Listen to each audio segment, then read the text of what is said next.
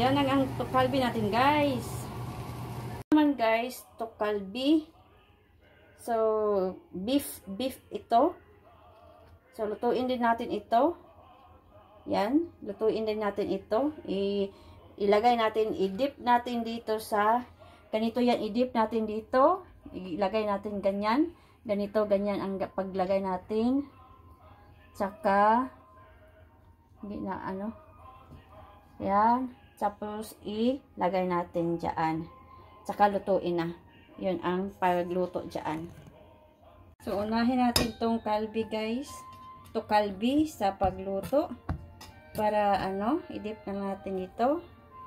Tsaka, ilagay natin sa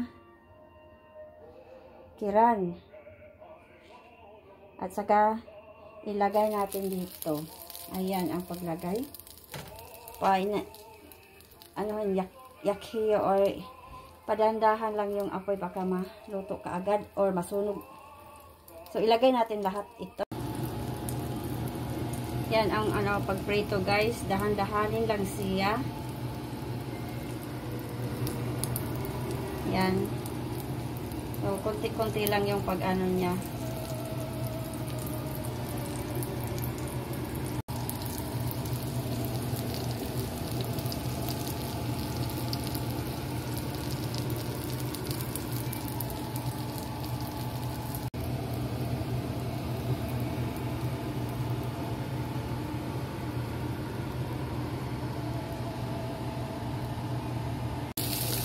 Medyo maganda na yung kulay, guys.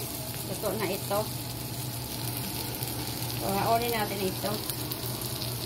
Yan, napakaganda ng kulay niya. So, ito na yung luto na. Aba.